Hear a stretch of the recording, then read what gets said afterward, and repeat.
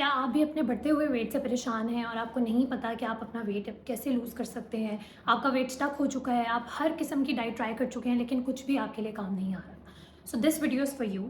और आजकल आपने बहुत सुना होगा कि इंटरमिटेंट फास्टिंग के बारे में। तो इसकी बहुत सारी टाइप्स हैं जो कि आजकल इंटरनेट पे बहुत ज़्यादा सर्कुलेट कर रही हैं, लेकिन इसके हवाले से मैंने बहुत मिसकंसेप्शंस और बहुत ऐसी चीज़ें भी देखी हैं जो कि गलत हैं और लोग इंटरमिटेंट फास्टिंग कर रहे होते हैं लेकिन गलत तरीके से कर रहे होते हैं। तो आज मैं इस टॉपिक को एड्रेस करूँगी ताकि बताया जा सके कि किस तरह आप इंटरमिटेंट फास्टिंग को हेल्दी वे में कर सकते हो और हेल्दी वे में अपना वेट रिड्यूस कर सकते हो। तो सबसे पहले इंटरमिटेंट फास्टिंग के बारे में जानना ज़रूरी है कि बेसिकली वो है क्या। अब बहुत सी टाइप्स की इंटरमिटेंट फास्टिंग होती है जैसे कि मैंने आपको बोला, लेकिन जो मोस्ट कॉमन टाइप है जो जिसके बारे में आज मैं बात करने वाली हूँ वो है 16:8 वाली इंटरमिटेंट फास्टिंग। 16:8 का यहाँ पे क्या मतलब है? इसका मतलब है कि 16 आवर्स वाली जो है आपकी फास्टिंग विंडो होगी और 8 आवर्स वाली जो है वो आपकी ईटिंग विंडो होगी। मतलब 16 आवर वाले पीरियड में आप फास्टिंग करोगे, आप भूखे रहोगे, लेकिन भूखे रहने का ये मतलब नहीं है कि आप कुछ भी नहीं ले सकते। उस पीरियड में आप चीज़ें कंज्यूम कर सकते हो, वो मैं आपको आगे जाके बताऊंगी। और ईटिंग विंडो में आप क्या क्या लोगे, क्या क्या चीज़ें लूँगी, इस वीडियो में आपको मैं ये बताने वाली हूँ। अब इंटरमिटेंट फास्टिंग में सबसे ज़्यादा इंपॉर्टेंट है इस चीज़ को अंडरस्टैंड करना कि टाइमिंग इज़ द की।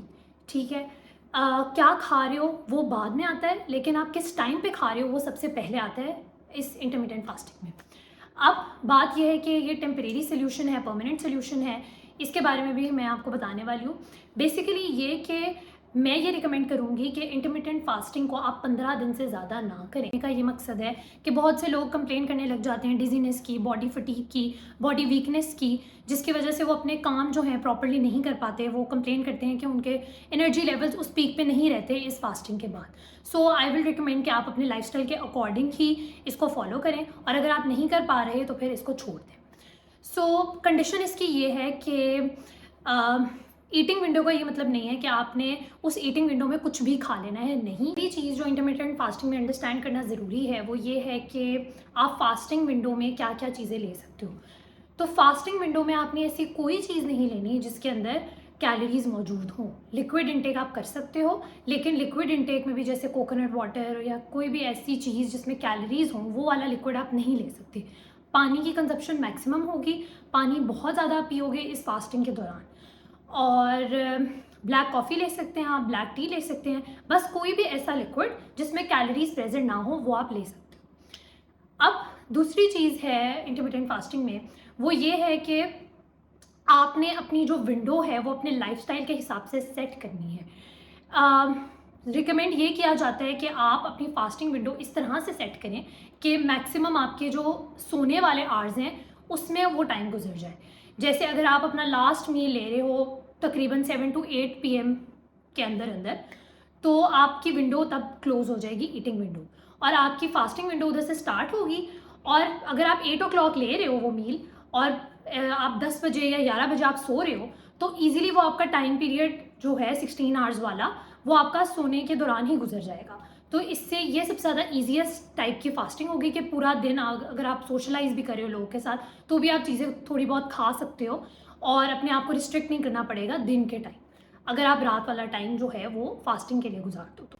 एक और बहुत इंपॉर्टेंट चीज़ जो मैं इधर एड्रेस करना चाहूँगी वो ये है कि वर्कआउट किस तरह का किया जाए ड्यूरिंग फास्टिंग। अच्छा, तो अगर आप फास्टिंग स्टेट में हैं तो आपने किसी किस्म का हैवी वर्कआउट, HIIT या कार्डियो वाला वर्कआउट नहीं करना। ऐसी चीज़ जो हैवी ट्रेनिंग हो, ऐसा वर्कआउट जो आप पे बहुत ज़्यादा प्रेशर डाले, आपने वो वाला वर्कआउट नहीं करना।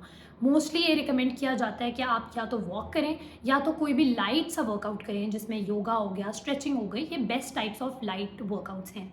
ऑब्वियस सी बात है कि अगर आप एक फास्टिंग स्टेट में हैं तो आपके एनर्जी लेवल्स वैसे नहीं होंगे जैसे होने चाहिए, ऐसे पीक पे नहीं होंगे, तो ऑब्वियसली फिर आपको हैवी वाला वर्कआउट नहीं करना चाहिए। उसके अलावा ये चीज़ कि अगर आप हैवी वर्कआउट कर लेते हो तो उसके बाद आपको 35 to 40 मिनट्स के अंदर अंदर कोई प्रोटीन रिच मील लेना होता है या कोई प्रोटीन शेक लेना होता है। तो फास्टिंग स्टेट में तो ये पॉसिबल ही नहीं है, तो आपकी बॉडी रिकवर कैसे करेगी?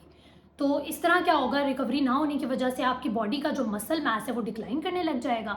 और लड़कियों में तो वैसे ही बहुत कम मसल मास होता है, जो होगा वो भी अगर डिक्लाइन कर रहा है तो वो फिर बॉडी वीकनेस की तरफ चली जाएगी, जो कि आगे जाके बहुत हार्मफुल साबित होगा। अच्छा, तो बहुत से ऐसे लोग हैं जिनके लिए ये फास्टिंग रिकमेंडेड नहीं है, मेनली वो जो एथलीट हैं, और जो प्रेग्नेंट वुमेन है, जो लैक्टेटिंग वुमेन है, जो ब्रेस्ट फीडिंग करवा रही होती हैं अपने बच्चे को, उनके लिए ये जो इंटरमिटेंट फास्टिंग है वो वीकनेस क्रिएट कर सकती है बॉडी में, क्योंकि उनको प्रॉपर न्यूट्रिशन रिक्वायर्ड होती है।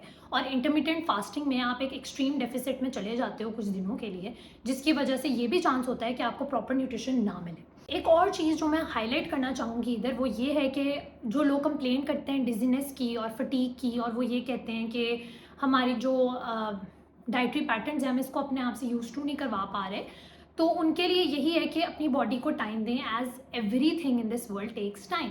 तो बहुत से क्लाइंट्स मेरे पास आते हैं, अगर उनका वेट स्टक हो तो मैं उनको ये चीज़ फॉलो करने के लिए कहती हूँ इंटरमिटेंट फास्टिंग, और वो 2 दिन में ही आके कहने लग जाते हैं कि हमारा तो बुरा हाल हो गया है, हम तो इसको सही तरह फॉलो कर ही नहीं पा रहे। तो उनके लिए यही है कि आप अपनी बॉडी को टाइम दें कि वो यूज़ टू हो इस चीज़ से।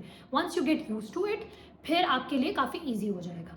लेकिन अगर आप यूज़ टू नहीं हो पाते तो आपके लिए एक ईजी मेथड भी है। जैसे अगर 16:8 की फास्टिंग है तो हमारे पास 12:12 की भी फास्टिंग है, जिसमें आपके पास 12 आवर की ही फास्टिंग विंडो है और 12 आवर की ही ईटिंग विंडो है। तो ये भी एक डिफरेंट चीज़ है जिससे आप अपना वेट लूज़ कर सकते हैं, लेकिन उसमें यही होगा कि इतना ज़्यादा डेफिसिट क्रिएट नहीं होगा जितना 16:8 वाली में होता है, और वेट हो सकता है ज़रा टाइम ले। विंडो के हवाले से ये चीज़ बहुत इंपॉर्टेंट है अंडरस्टैंड करना कि जो आपकी ईटिंग विंडो है उसका स्टार्ट आपने बहुत ही लाइट मील से लेना है। और लाइट मील से मेरा मतलब कोई भी फ्रूट या वेजिटेबल या कोई भी ऐसी चीज़ जिसमें फ़ाइबर हो, और कोई भी बहुत हैवी मील ना हो और बल्क क्वांटिटी में कोई मील ना हो। क्योंकि आप एक फुल फास्टिंग पीरियड से गुजर के एकदम से ज़्यादा खाना खा लोगे तो वो भी काफ़ी डेंजरस साबित होने का चांस है। उसके अलावा सबसे इम्पॉर्टेंट चीज़ जो है वो ये है कि ओवर रिस्ट्रिक्शन और ओवर कंजप्शन जो है वो दोनों चीज़ें गलत हैं। Excess of everything is bad, ये सबने ये चीज़ सुनी होगी। तो अगर आप हर चीज़ एक्सेस में करने लग जाओगे तो वो आपके लिए कभी भी सही साबित नहीं होगी। जैसे अगर आप अपने आप को ओवर रिस्ट्रिक्ट करने लग जाओगे, जैसे आपकी ईटिंग विंडो अगर आप मतलब आपकी फास्टिंग विंडो क्लोज हुई है, ईटिंग विंडो स्टार्ट हुई है, और अब आप अपने आप को फिर भी रिस्ट्रिक्ट कर रहे हो, आप अपने आप को सैलड्स पे सिर्फ रिलाई कर रहे हो और आप कुछ भी नहीं खा रहे हो, और तो ये भी बहुत गलत चीज़ है। ऑन दी अदर हैंड आप ओवर कंजप्शन कर रहे हो, ओवर ईट कर रहे हो, अपना पोर्शन नहीं देख रहे हो, तो फिर वो भी बहुत डेंजरस चीज़ है।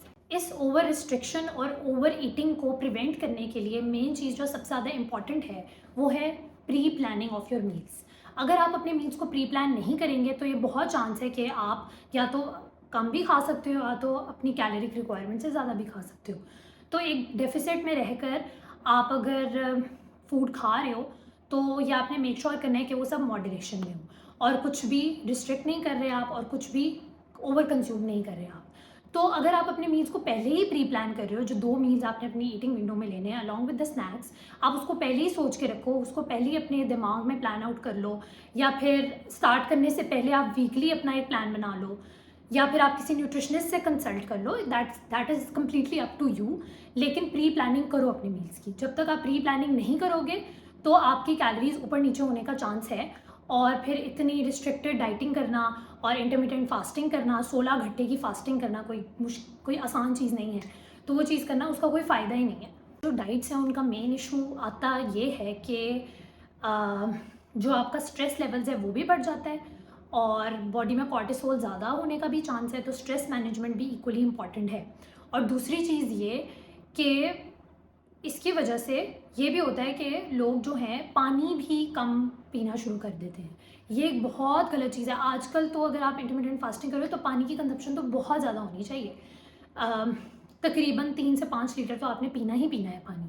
अगर आप वो नहीं पी रहे तो आपकी स्किन जो है वो ख़राब होने लग जाएगी, आपकी स्किन डल होने लग जाएगी।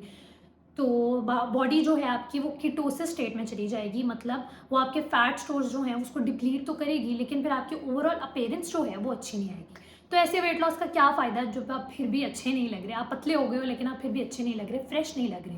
तो in order to stay fresh, in order to stay healthy, it is important कि आप अपनी वाटर रिक्वायरमेंट्स का भी उतना ही ख्याल रखो जितना आप अपनी ईटिंग रिक्वायरमेंट्स का रख रहे हो। अगर आप intermittent fasting weight loss plan चाहते हैं कि वो आपको मिले तो फिर आप कमेंट करें intermittent fasting weight loss plan, और मैं नेक्स्ट वीडियो में उस वेट लॉस प्लान के बारे में बताऊंगी, और डिटेल में ऐसे मील्स बताऊंगी जो कि आप कंज्यूम कर सकते हो ड्यूरिंग योर ईटिंग विंडो। और ऐसी वीडियोस और देखने के लिए subscribe to my YouTube channel and press the bell icon below.